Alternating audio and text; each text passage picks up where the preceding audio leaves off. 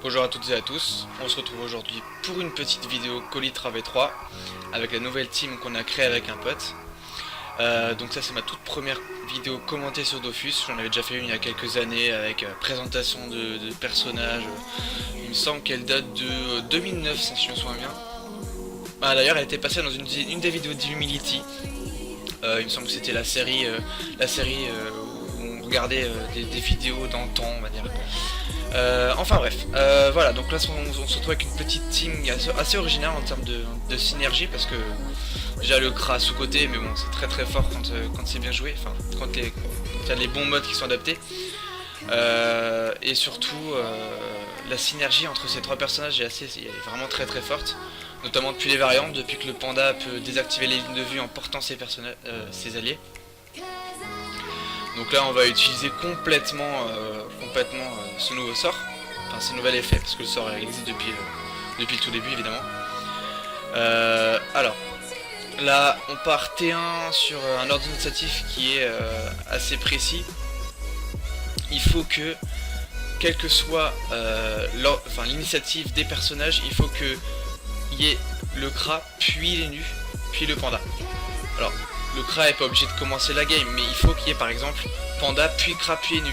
Il faut que dans l'ordre des heures de jeu, il faut que cet ordre soit respecté pour pouvoir maximiser tout ce qui est boost et tout ce qui est cooldown. Donc T1, l'ENU va placer la chance sur le CRA pour que T3 pour que T3 il puisse largement défoncer un personnage. Quoi dire de plus? Alors au T1, le CRA il fait un peu ce qu'il veut. Déjà il lance sa punie parce que c'est un cratère, on se base sur un cratère dans cette compo. S'il peut choper les petites lignes de vue, il le fait. Enfin bref, voilà. Rien de bien spécial. Si ce n'est le fait de lancer éventuellement tir éloigné sur le panda pour que celui-ci puisse vulner à travers les murs, cross map. Alors oui, parce que vulner à travers les murs, parce que j'ai décidé de placer de jouer bot de classe sur le panda pour vraiment maximiser le potentiel de la team et d'axer le panda sur un mode soutien. Alors là vous le voyez, il a 6200 de vie, presque 50% de résistance partout, bouclier résistance, c'est vraiment très fort. Et le but, les 3 ou 4 objectifs de ce panda dans cette team, c'est simplement placer les vulnés, porter les CRA tout le temps, enfin le plus possible, de placer les alliés, placer les ennemis, enfin bref, le panda c'est vraiment trop fort depuis les variantes. Et en troisième personnage vous avez du coup les Nutrophes, qui est le seul à ne jamais être porté. Du coup on a mis un petit ocre, pardon pas un ocre, un Dofus ivoire dessus. Le rôle de l'Inutroph va être très simple, ça va être de booster le CRA à fond pour que l'OS T3 puisse passer de façon quasi systématique. Systématique en fait, parce que pour l'instant on n'a jamais raté un T3. Enfin la seule fois qu'on l'a raté, pardon, donc maintenant que j'y pense, c'est on était contre un Sadi qui avait fait don naturel. Donc bon, là à ce moment là c'est un peu compliqué, mais bon on avait du coup mis des dommages sur tout le monde et ça les avait mis mal tous les trois, donc je sais pas si c'était une bonne solution pour eux. Enfin bref. T2, là le CRA il a lancé Sentinelle. Pour côté 3, ça dépop. Ah oui, alors l'ENU du coup, il a un stuff full feu avec beaucoup de dommages fixes de base pour pouvoir optimiser les roulages de pelle et les désinvocations. Voilà. Au T2, donc rien à dire de plus sur le stuff de l'ENU, hein, c'est un stuff feu classique. Bon, il n'y a pas des types, il y a un arc corrompu, mais le but c'est de taper, c'est de pouvoir taper. Après vous avez évidemment les nouveaux sorts de soins de l'ENU qui sont vraiment trop forts, clé de bras, vivacité et tout, enfin bref, on peut, là le panda il a 6000 de vie, si je place une clé de bras dessus, enfin c'est du 1000 de soins quoi, c'est vraiment très fort. Au T2 avec les Nutrophes, je vais venir au CAC du CRA, ou tout du moins dans la zone d'avarice, faire avarice, décadence et retraite. Voilà.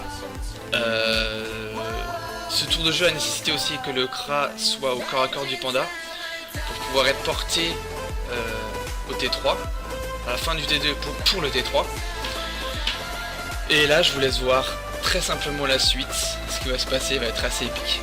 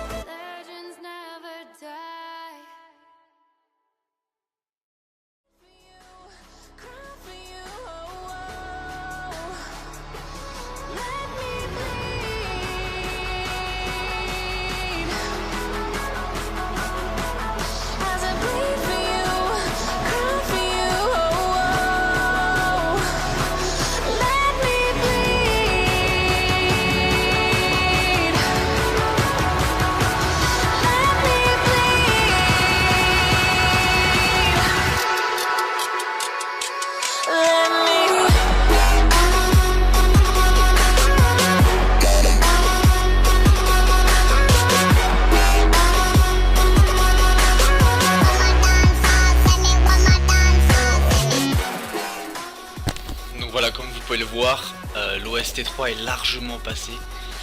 Il y avait encore 3 PA pour placer une flèche d'IMO, enfin une flèche empoisonnée, donc franchement c'était très clean ce combat. Donc là, quoi dire de plus par rapport à avant, le Kra il a une panneau qui va être axée, donc full terre évidemment, mais full terre avec les 6 PO de base, donc on est parti sur une full roi joueur, 2 items strigides, donc Amu ceinture. Il me semble qu'il y a un nano pilostère et alors je me rappelle plus s'il y a un Vulbis sur le Kra, mais avec un Vulbis c'est encore plus puissant. Disons que bon, on a un peu hésité, on savait pas trop sur quel personnage on allait lancer la punitive, parce que j'avais certes vuné le Sacri, mais bon, le Yap avait 20% de résistance, donc ça aurait carrément pu l'OS. Bon, enfin bon, on est parti sur le Sacri, puis c'est passé très clean, donc voilà quoi, c'est combat vite réglé on va dire. Puis ce combat n'était pas très difficile, hein.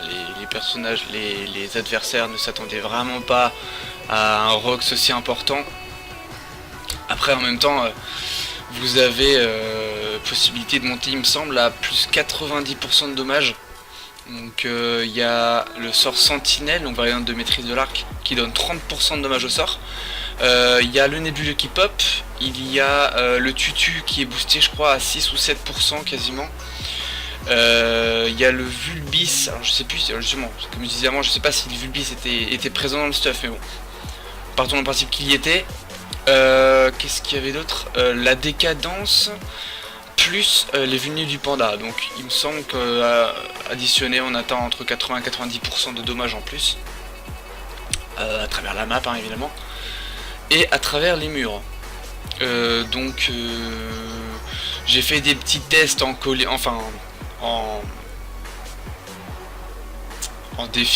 défi contre des personnages 50% de résistance, avec Boubou résistance, et même sur un perso à 4500 de vie, 50% Boubou résistance, mais avec évidemment les vulnés de placés, l'OST3 passe, donc c'est vraiment ultra clean comme team.